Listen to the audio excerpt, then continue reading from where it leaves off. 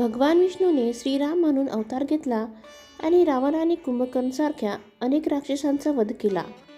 भगवान श्रीराम आणि लंकापती रावण यांच्यातील युद्धाची कथा रामायणात वर्णन केली आहे की भगवान शिव हे श्रीरामाचे सर्वात मोठे भक्त आणि उपासक होते. परंतु एक वेळ अशी आली जेव्हा श्रीराम आणि भगवान शिव यांच्यात भयंकर युद्ध झाले. त्याचे कारण हे फार कमी लोकांना माहीत असेल. जर तुम्हाला माहीत नसेल तर प्रभू राम आणि महादेव यांच्यात युद्ध केव्हा आणि का झाले आणि त्याचे कारण काय होते ते जाणून घेऊया. पौराणिक कथेनुसार जेव्हा राम आणि महादेव यांच्यात युद्ध झाले तेव्हा अश्वमेध यज्ञ चालू होता. अश्वमेध यज्ञाचा घोडा अनेक राज्यात पोहोचला. दरम्यान जेव्हा घोडा देवपूरला पोहोचला तेव्हा राजा वीरमणी होता. राजा वीरमणी हा भगवान शिवाचा महान भक्त होता, म्हणून शिवाने स्वतः या स्थानाचे रक्षण केले होते. कोणताही राजा त्या राज्यात सत्ता स्थापन करू शकला नाही. राजा वीरमणीला जेव्हा घोडा दिसला तेव्हा त्याने तो पकडला. त्यामुळे अयोध्या आणि देवपूरमध्ये भयंकर युद्ध झाले.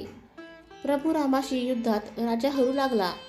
तेव्हा राजाने महादेवाला आवाहन केले आणि महादेवालाही राज्याच्या वतीने श्रीरामाशी युद्ध करण्यासाठी पृथ्वीवर यावे लागले. महादेवाने वीरभद्राला राजा वीरमणीच्या रक्षणासाठी पाठवले. तेव्हा नंदीभृंगीसह शिवाचे सर्व सदस्य वीरभद्रासोबत होते. राम आणि शिव यांच्यात सैन्यात भयंकर युद्ध सुरू झाले.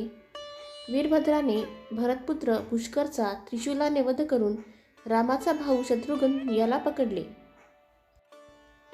जेव्हा श्रीरामाचे सैन्य युद्ध हरू लागले तेव्हा श्रीराम स्वतः लक्ष्मण आणि भरत यांच्यासह तेथे पोहोचले आणि त्यानंतर श्रीरामांनी शिवाच्या सैन्यावर हल्ला केला. त्यामुळे नंदी आणि इतर शिवगणांचा पराभव होऊ लागला. आपले सैन्य संकटात सापडल्याचे पाहून महादेवानेही आपल्या सैन्याचे रक्षण करण्यासाठी दर्शन दिले.